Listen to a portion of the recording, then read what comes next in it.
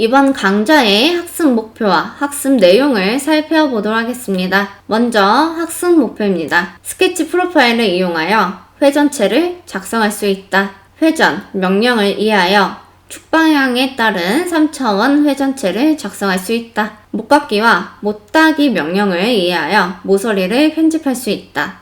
학습 내용입니다. 첫 번째, 회전. 두 번째, 못깎기. 세 번째, 못따기이며 다음 순으로 진행됩니다.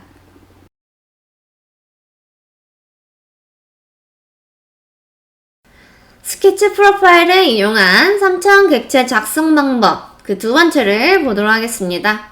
학습을 위해 위쪽에 있는 열기 버튼을 클릭하여 회전.ipt 파일을 열기 하도록 하겠습니다. 이번에 학습할 명령은 회전이고요. 이 회전에 대해서 간단하게 설명드리도록 하겠습니다. 작성한 프로파일을 지정한 축을 기준으로 입력한 각도만큼 회전시켜서 회전체를 작성한다 라고 보시면 되겠습니다. 회전축으로는 원점, X, Y, Z축도 이용이 가능하고요. 또는 내가 작성한 스케치 커브도 축으로 이용할 수가 있습니다. 자, 그러면 X, Y, Z축을 이용해서 한번 회전을 해보도록 할 건데요.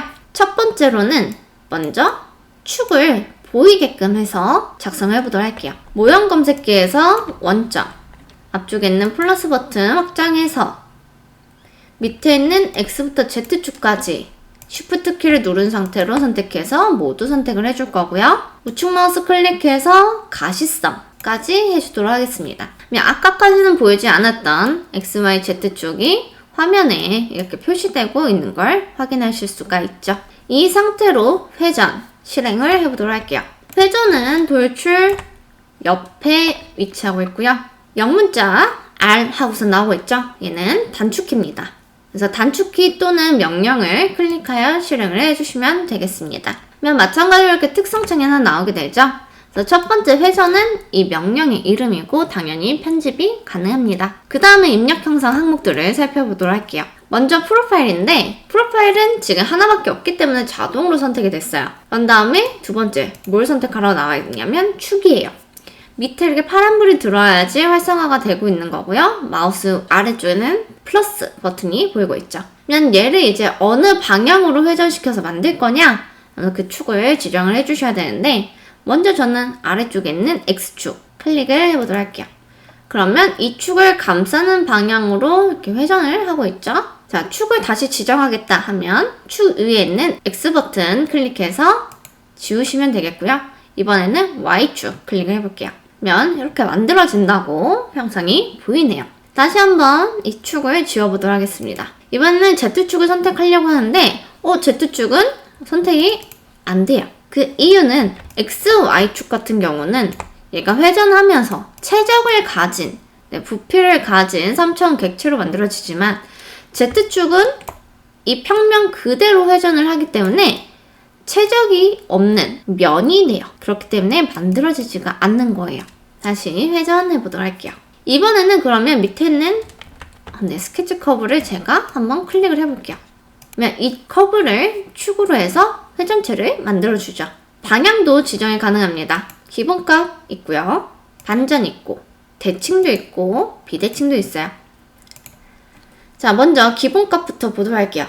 기본 방향으로 회전했을 때 이렇게 회전을 하고 있죠.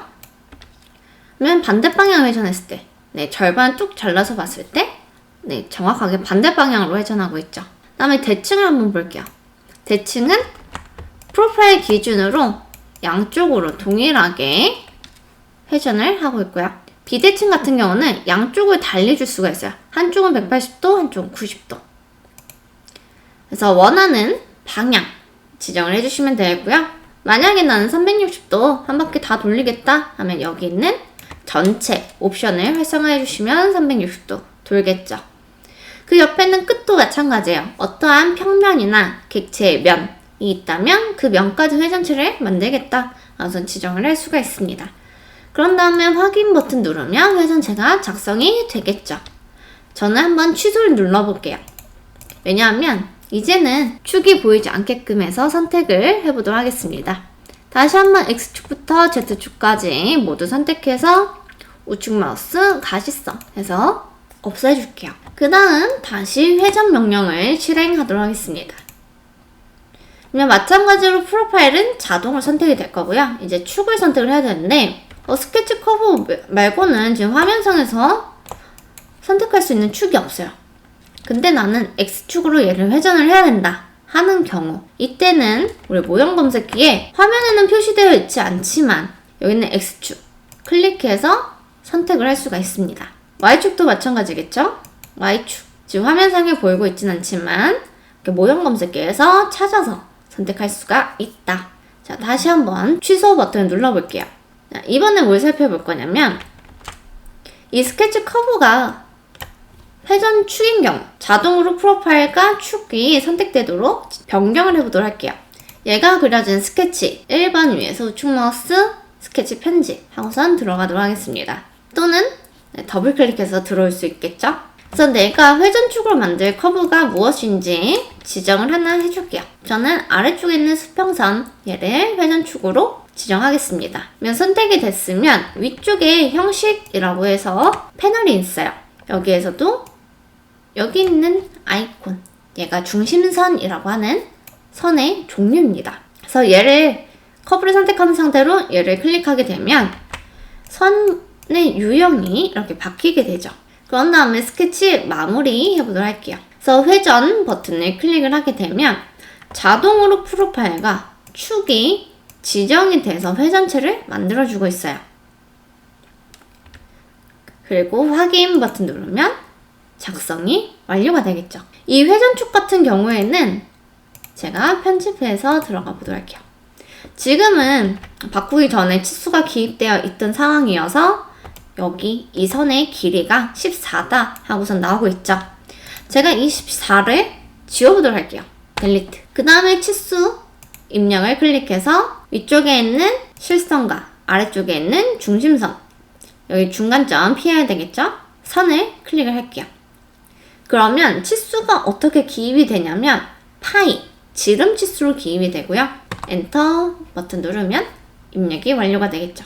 지금 치수가 활성화가 되어 있는데 이 선을 그냥 클릭을 했을 땐 14예요. 근데 중심선과 선끼리 이렇게 지정을 하게 되면 파이가 있는 지름 치수로 기입이 된다. 이것도 알아두면 좋겠죠. 이거 스케치 마무리 하고 나오면 되겠습니다. 여기까지 회전 명령에 대해서 알아보았습니다.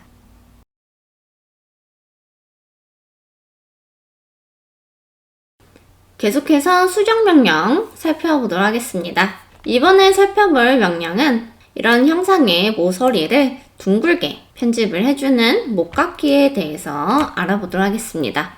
학습을 위해 샘플 파일을 오픈할 건데요. 신속 접근 도구 막대 위쪽에 있는 열기 버튼 클릭해서 07 목깎기 못따기 .ipt 파일을 열게 하도록 하겠습니다. 그럼 이런 형상이 하나 있을 건데요. 얘가 열렸다면 목깎기에 대해서 한번 알아보도록 하겠습니다. 목깎기는 설명드린 것처럼 이런 3차원 객체 모서리를 반지름 값을 이용해서 둥근 모서리로 편집을 해주는 명령이고요. 수정 패널에 두 번째 위치하고 있습니다. 목깎기는 자세히 보시면 밑에 확장 아이콘이 있는데요. 클릭을 해보면 드롭다운 메뉴가 나타나고 총 3가지 유형으로 만들 수 있다는 걸 볼 수가 있습니다.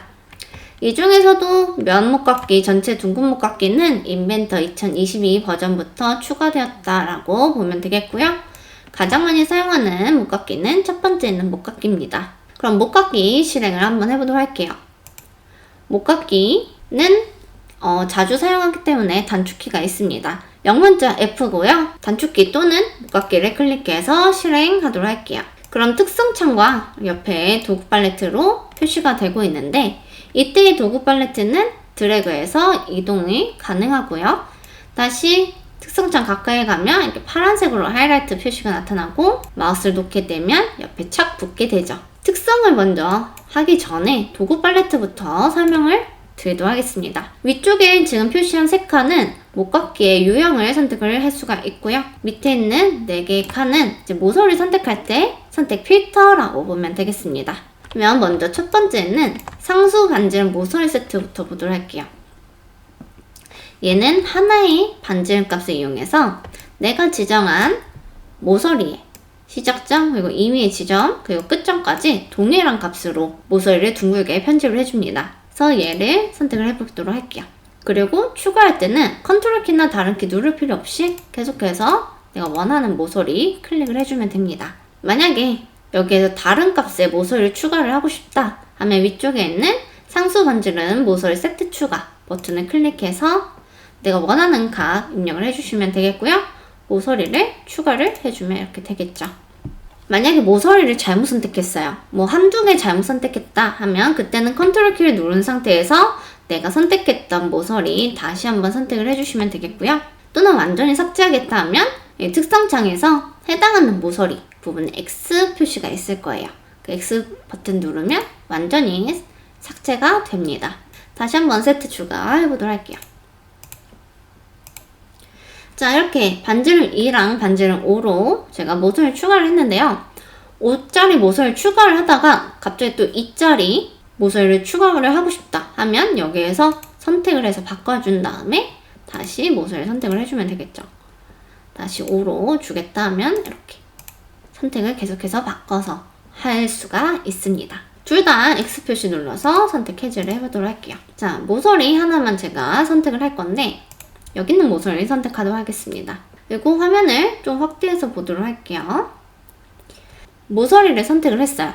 얘에 대해서 이제 연속성 옵션도 추가로 적용할 수가 있는데요. 연속성 옵션은 이 반지름값 우측에 위치한 여기 있는 아이콘이고요. 확장을 해보도록 할게요. 그러면 접선, 부드러운 G2, 반전됨 총 3가지가 나오는데 일반적으로는 접선을 많이 사용합니다.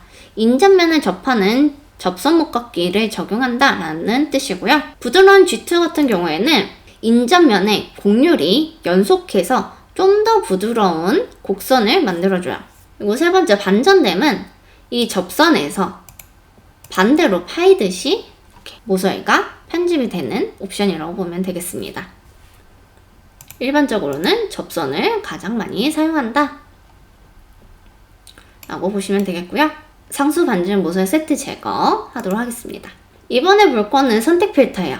지금까지는 제가 모서리를 이용해서 하나하나씩 이렇게 일일이 선택을 줬었는데 만약에 나는 이 면에 해당하는 모서리를 전부 선택하고 싶다. 그런 경우 있죠. 근데 면 목깎이가 따로 있기 때문에 면은 선택할 수가 없고요.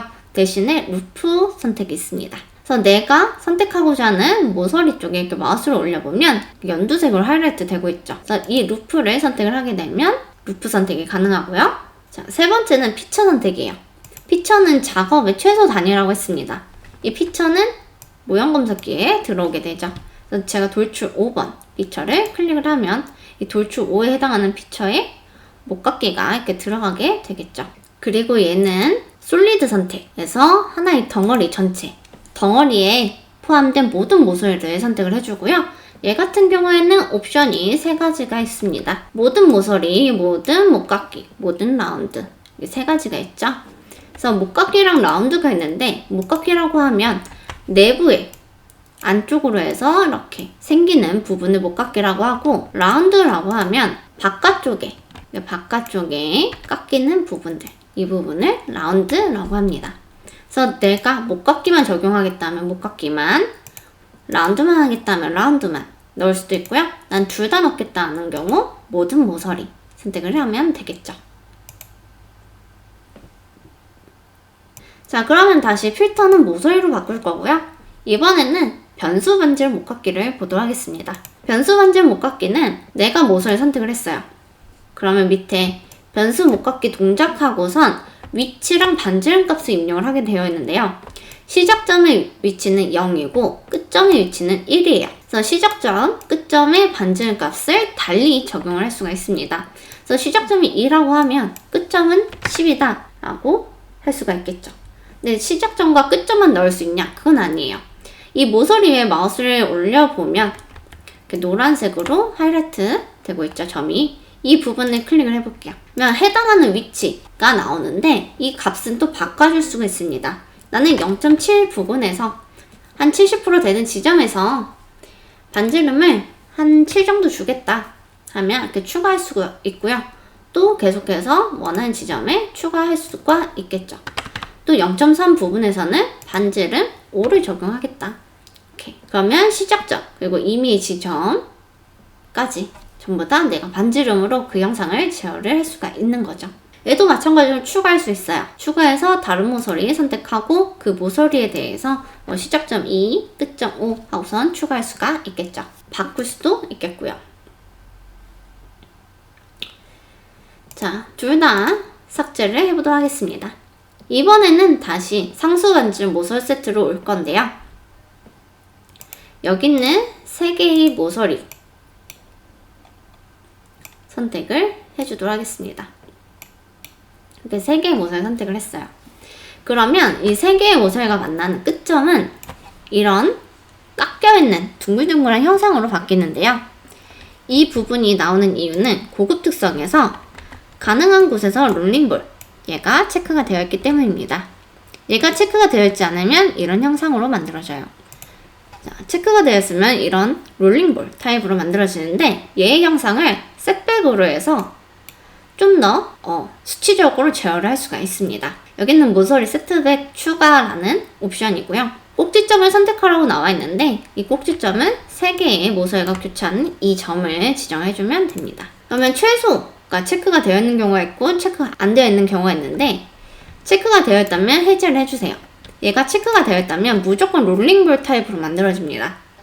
해제를 하게 되면 모서리 값을 입력을 해줄 수가 있는데요. 이 값은 반지름 값보다는 큰 값을 입력을 해주도록 하겠습니다.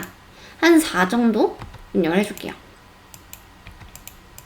그래서 모서리 1, 2, 3, 4로 바꿨더니 이런 식으로 좀 더 벌어지면서 모서리가 만들어졌죠.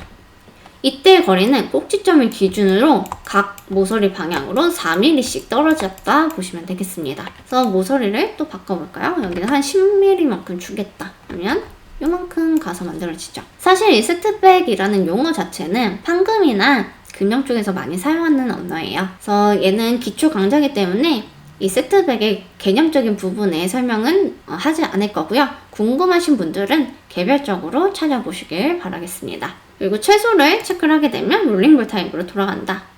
이것만 알아두시면 될 것 같아요. 자, 선택, 해제 둘 다 해보도록 할게요. 자, 이번에 마지막 설명드린 옵션은 뾰족한 모서리를 따라 롤인데요. 얘는 위쪽에 있는 이 부분을 통해서 보도록 하겠습니다. 그래서 그냥 일반 상수 목깎이로 해서 이 모서리에다가 반지름 적용했더니 얘네들 이상하네?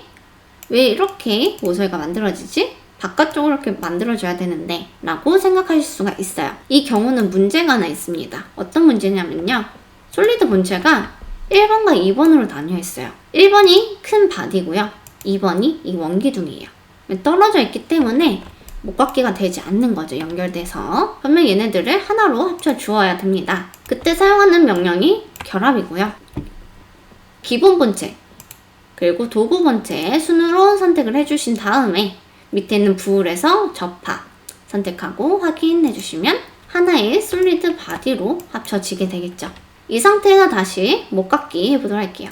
자, 이번에는 바깥쪽으로 살이 잘 붙게끔 나오고 있죠. 이때 반지름은 좀 크게 주도록 하겠습니다. 15 정도. 그래서 조금 크게 줬더니 원래는 이렇게 일직선이 있던 형상이 울퉁불퉁하게 바뀌었어요. 대신 이 부분은 평평하죠.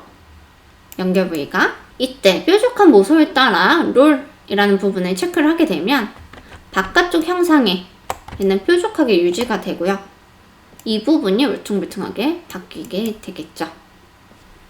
그래서 형상이 크게 변할 수도 있는데 이 부분은 옵션을 통해서 제어를 할 수 있다라는 거 알아두셨으면 좋겠습니다. 자, 취소하고선 돌아올게요. 이번에는 목깎이에 또 다른 옵션들 면 목깎이랑 전체 둥근 목깎이를 보도록 할 건데요. 먼저 면 목깎이부터 보도록 할게요. 면 목깎이는 인접한 면 또는 인접하지 않은 면에 이렇게 필렛을 적용시켜 줄 수가 있는데요. 자, 면 2개를 선택하게끔 되어 있어요. 그래서 인접한 면이라고 하면 이렇게 붙어있는 인접면 두 개를 선택하면 이 사이에 반지름 입력이 가능하죠. 자, 두 개의 면 선택 해제를 해보도록 할게요. 자, 이번에는 인접하지 않은 면, 여기 있는 옆면과 여기 있는 윗면을 지정을 해보도록 할게요. 순서대로 지정을 했습니다. 지정을 하면 저는 지금 자동으로 반지름 값이 들어왔는데요. 이때 이 필렛이 적용이 안 되는 경우가 있어요. 제가 숫자를 8을 입력을 했는데 이 8은 이 사이에 떨어진 거리 값입니다. 얘가 지금 8이에요. 근데 8을 입력을 했더니 필렛이 안 생겨요. 왜냐하면 이 떨어진 거리 값보다 커야 되기 때문에 그래요. 그래서 8.1 입력을 하게 되면 그제서야 만들어지게 되겠죠. 그래서 항상 이 떨어진 거리 값보다는 커야 된다. 그리고 이쪽에 살이 너무 부족하거나 하면 만들어지지 않을 수가 있어요. 그래서 이 부분들 주의하셔서 만드시면 되겠습니다. 그래서 확인 버튼 누르면 안쪽에 형상이 메꿔지고 이렇게 필렛 형상이 만들어지겠죠. 자, 마지막으로는 전체 둥근 목깎이 살펴볼게요. 얘는 3개의 연속된 면에 걸쳐서 목깎이를 추가를 해주는데요. 자, 3개의 면을 선택하는데 측면, 중심면, 또 측면 순으로 선택을 해주시면 되겠습니다. 그래서 저는 옆에 있는 측면 선택할 거고요. 중심면으로는 아랫면 선택을 해줄 거예요. 그리고 반대쪽 화면을 조금 회전을 해서 옆에 있는 측면 선택을 해줄게요. 그러면 이런 형상으로 목깎이가 되겠죠. 이때 목깎이는 이 사이의 거리가 지름인 원호 형상으로 만들어 줍니다. 자, 여기까지 목깎이에 대한 설명이었습니다.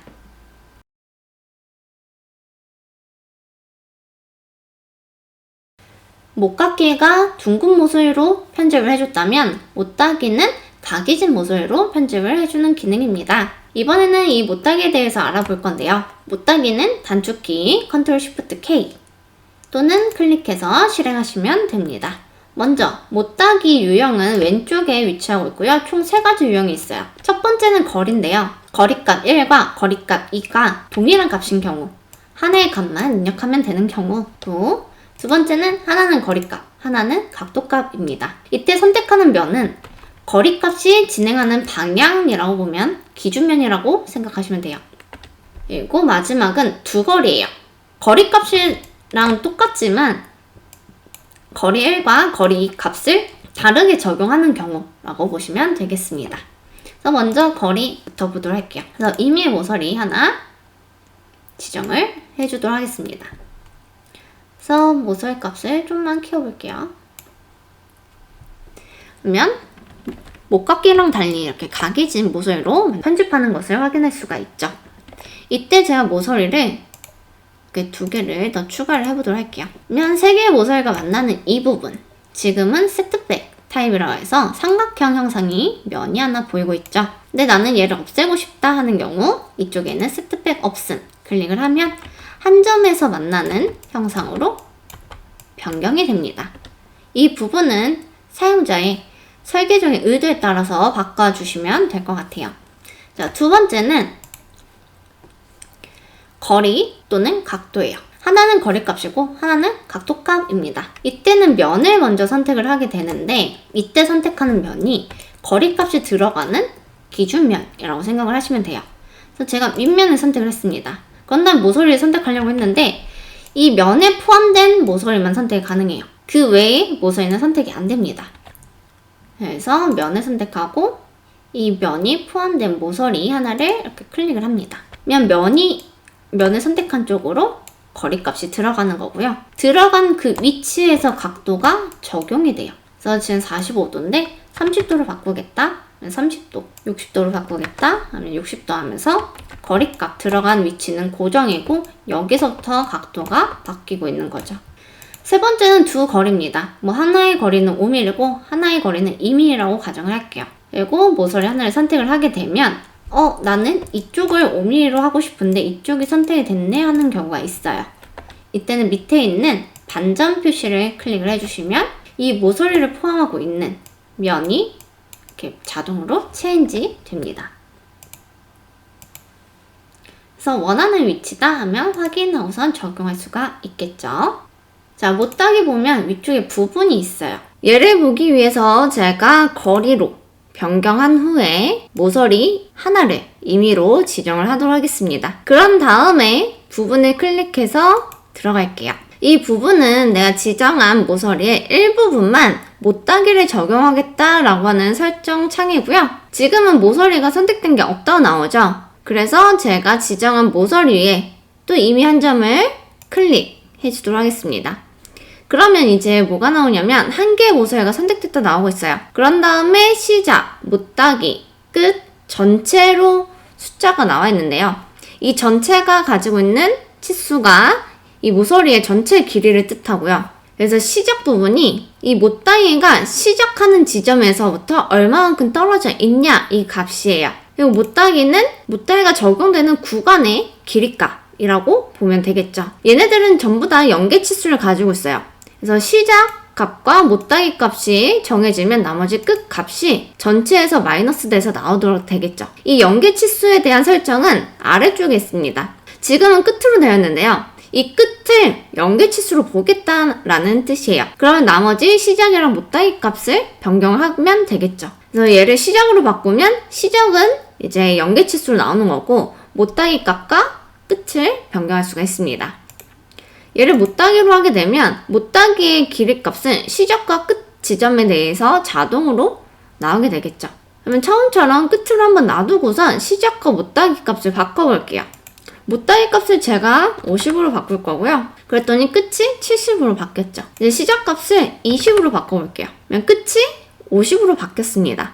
이런 식으로 연계치수가 자동으로 설정이 됩니다. 그리고 적용하시면 이렇게 부분만 못따기가 되겠죠. 다시 한번 해볼게요. 자, 제가 모서리 하나 또 임의로 선택을 할게요. 그 다음에 부분으로 들어가겠습니다. 마찬가지로 연계가 선택됐다 나오고 있죠. 그래서 임의 한 점 또 콕 찍어줄게요. 이번에는 못따기로 설정을 할 거고요. 시작값과 끝값을 바꿔줄게요. 지금 모서리의 전체 길이는 80.110mm입니다. 그래서 시작값을 제가 20으로 한다. 끝값도 20으로 한다. 하면 자동으로 못따기 길이는 전체 길이에서 시작과 끝값을 뺀 40.110mm가 되겠죠. 그래서 적용하시면 이렇게 부분만 못따기가 적용되는 것을 확인하실 수가 있습니다. 자, 여기까지 못따기에 대한 설명이었고요. 이것으로 7차 시 강좌를 마치도록 하겠습니다.